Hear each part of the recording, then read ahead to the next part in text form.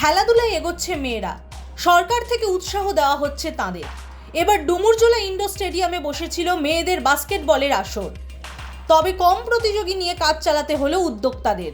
তারা জানিয়েছেন মেয়েদের টিম তেমন অংশ নেয়নি প্রতিযোগিতায়। বাংলা স্কুলগুলি থেকেও প্রতিযোগীরা আসেনি, তাই প্রায় ফাঁকাই ছিল স্টেডিয়াম। কী কারণে এমন হলো? উদ্যোক্তারা জানিয়েছেন স্কুলগুলিতে এই সময় পরীক্ষা চলায় মেয়েদের টিম তেমনভাবে প্রতিযোগিতায় অংশ নিতে পারেনি, ফলত এভাবে জৌলুসহীনভাবে কাটলো বাস্কেটবলের আসর। ছেলেদের পারফরমেন্স অতটা খারাপ না, কারণ ছেলেরা গ্রুপে রানার্স হয়েছে একটাই group.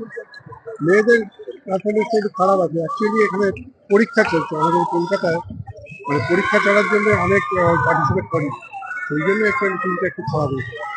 Basketball federation of India ও ওয়েস্ট বেঙ্গল বাস্কেটবল অ্যাসোসিয়েশনের যৌথ উদ্যোগে এই প্রতিযোগিতা করা হয়েছিল। 29শে অক্টোবর থেকে শুরু হয়েছিল প্রতিযোগিতা। 26টি মহিলা দল অংশ নেয় প্রতিযোগিতায়। বৃহস্পতিবার ছিল ফাইনাল। প্রতিযোগিতায় জয়ী হয় কর্ণাটক টিম। 26টা মেয়েদের টিম আর 30টা ছেলেদের টিম এটাতে পার্টিসিপেট করেছে। আজকে ফাইনাল আছে। মোটামুটি ফাইনালে কারা উঠলো? ছেলেদের হচ্ছে মেয়েদের হচ্ছে তামিলনাড়ু আর কর্ণাটক, আর মেয়েদের হচ্ছে আমরা রাজস্থান ভার্সেস করেছি। পুরস্কার বিতরণী অনুষ্ঠানে উপস্থিত ছিলেন রাজ্যের মন্ত্রী অরূপ রায়, মন্ত্রী মনোজ তিওয়ারি, হাওড়া পুরসভার মুখ্য প্রশাসক সুজয় চক্রবর্তী, হাওড়ার জেলা শাসক পি দীপপ্রিয়া। হাওড়া থেকে দেবাশিস গুছাইতের রিপোর্ট, দ্য ওয়াল।